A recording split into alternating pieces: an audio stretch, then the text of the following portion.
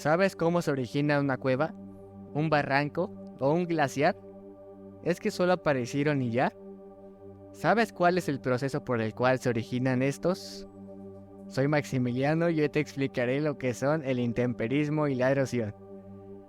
Antes de ver estos procesos será necesario que sepamos lo que son las fuerzas de gradación. Vemos que la palabra gradación es un término que implica una nivelación progresiva y continua de las formas del relieve, la cual se lleva a cabo mediante dos fases. Degradación, que es la fase de desgaste o desintegración de los materiales que constituyen las formas del relieve, dando origen a las formas de destrucción. Y agradación, que es la fase de acumulación de los materiales producto del desgaste y da origen a las formas de construcción. Ahora vemos que las fuerzas de gradación son el conjunto de agentes de origen externo, como la precipitación, la oscilación térmica, vientos, ríos, etc., que actúan en la corteza terrestre para ir desgastando y modificando las formas del relieve superficial. A estas también se les conoce como agentes moldeadores del relieve.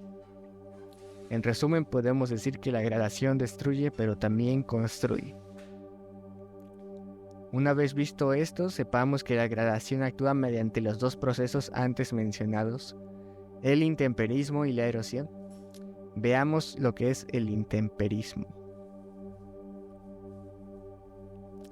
El intemperismo es el proceso de descomposición y desintegración de las rocas y minerales de la superficie terrestre debido a la acción de los agentes externos. Aquí he resaltado la palabra desintegración porque siempre cuando te hablen de intemperismo se están refiriendo a la desintegración de las rocas. Ok. Vemos que este proceso puede ser de dos tipos, físico y químico. Veamos lo que es el intemperismo físico. El intemperismo físico, su principal agente es la oscilación térmica, que es la variación de las temperaturas. Estas que propician la expansión de las rocas cuando la temperatura aumenta y la contracción de las mismas. Cuando la temperatura desciende, dando como resultado la gelifracción y la disgregación de las rocas. Esta continua y alternada expansión y contracción a la que se encuentran expuestas las rocas origina en ellas la formación de fracturas, y cuando estas fracturas penetran el agua, el descender la temperatura y congelarse aumenta de volumen y actúa como una cuña terminando de romper las rocas. Un dato interesante es que la acción del intemperismo físico es más intensa en los desiertos, porque estas regiones son donde se presentan las mayores oscilaciones térmicas durante el día, porque las temperaturas están a más de 40 grados. Otros agentes del intemperismo físico son las plantas y los animales. Las plantas, por medio de sus raíces, van agrietando y rompiendo los materiales del relieve superficial. Entre los animales se encuentran los excavadores como roedores, termas y lombrices de tierra, que aflojan los materiales para su posterior remoción. Ahora veamos lo que es el intemperismo químico. Vemos que en el intemperismo químico, sus principales agentes son la humedad, causada por el agua que se acumula sobre los materiales de relieve o se infiltra a través de ellos, y el aire, que se combina con el agua formando ácidos como el ácido carbónico, entre otros, que con el paso del tiempo van produciendo el cambio químico y la disolución de los materiales que constituyen el relieve.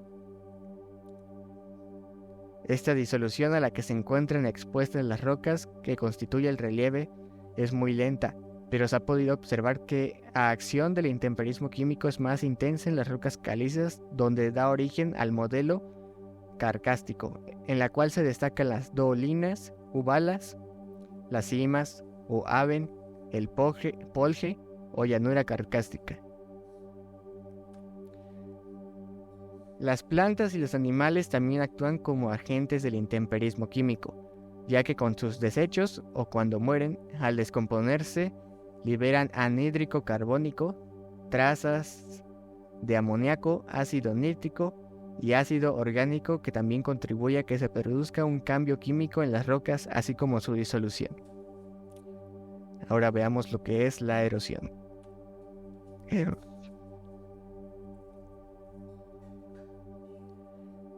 La erosión es el proceso de las fuerzas de degradación que implica el desgaste, transporte y depositación de los materiales de la corteza terrestre.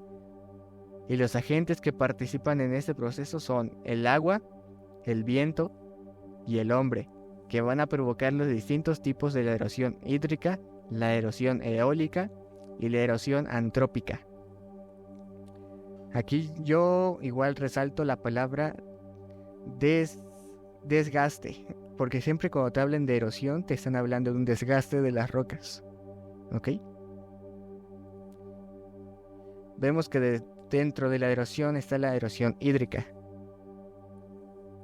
En la erosión hídrica, el agua es el agente de erosión más intenso que actúa sobre los relieves de la corteza terrestre y lo hace a partir de la precipitación, ríos, el mar, el agua, el hielo, dando origen a los distintos tipos de erosión hídrica. Dentro de la erosión hídrica está la pluvial. La erosión pluvial es provocada por la precipitación, que es como la llovizna, lluvia, granizo, nieve, etc. Y depende de la existencia o la ausencia de la cobertura vegetal que protege a los materiales de la corteza terrestre. Algunas formas resultantes de la erosión pluvial son los deslaves, que es como una forma de destrucción, y las masas de rubios, que es como una forma de construcción. Ahora veamos lo que es la erosión fluvial.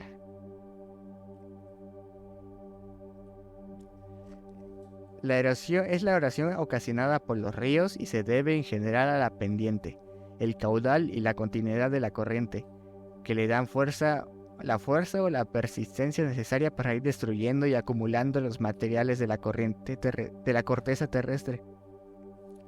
Entre las distintas formas de destrucción de la erosión fluvial se encuentran las cárcavas, los abarrancamientos, los cañones. También como resultado de la erosión fluvial se encuentran las barras, los deltas y las llanuras fluviales, que son algunas de las formas de construcción a las que da origen este tipo de erosión. La siguiente erosión que vamos a ver es la erosión marina. La erosión marina es el tipo de erosión a la que da origen el mar a partir de las sales que van a ir intemperizando y puliendo las rocas de la costa y de la fuerza del oleaje que golpea el relieve costero y acumula los materiales en las costas de pendiente suave. Entre las formas de destrucción a las que da origen el mar se encuentran las cuevas y acantilados, que se encuentran en proceso alternado de formación. Este proceso se repite una y otra vez, siendo esta la razón por la que se indica que estas formaciones se encuentran en proceso alternado de formación. Y esta es la forma en la que el mar va arrancando con el oleaje grandes bloques de roca a los continentes. Los grandes bloques de roca arrancados por el mar al continente siguen siendo atacados por el oleaje hasta ser convertidos en guijarros y arenas, mismos que se depositan en las costas de pendiente suave para ir construyendo las playas, que son como una forma de construcción de la erosión marina. Ahora veamos lo que es la erosión subterránea. La erosión subterránea es la erosión causada por el agua de infiltración y depende de las características de porosidad, compactación, permeabilidad, absorción y disolución de las rocas que son atacadas por este tipo de erosión. Causa la formación de túneles, sifones, cienegas, pantanos y del modelo carcástico.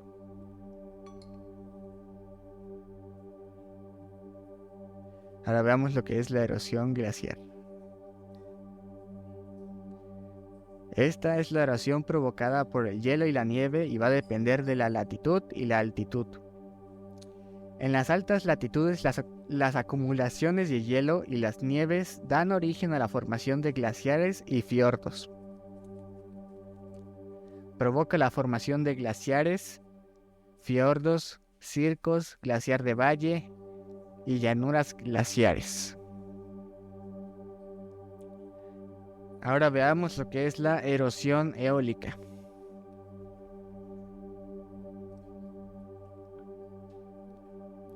La erosión eólica es causada por el viento y depende de la carga, como pequeñas partículas de roca con la que se golpea, pule y destruye los relieves de la corteza terrestre y de la cobertura vegetal que los protege.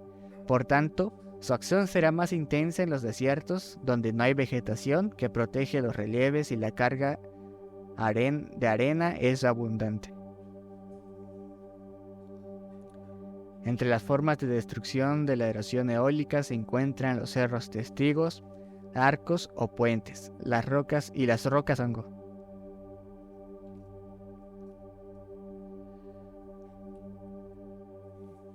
El viento sigue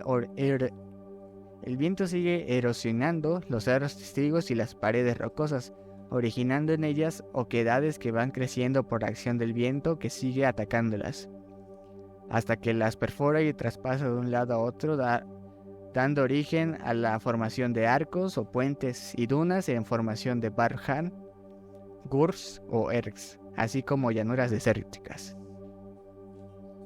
Ahora veamos lo que es la erosión antrópica.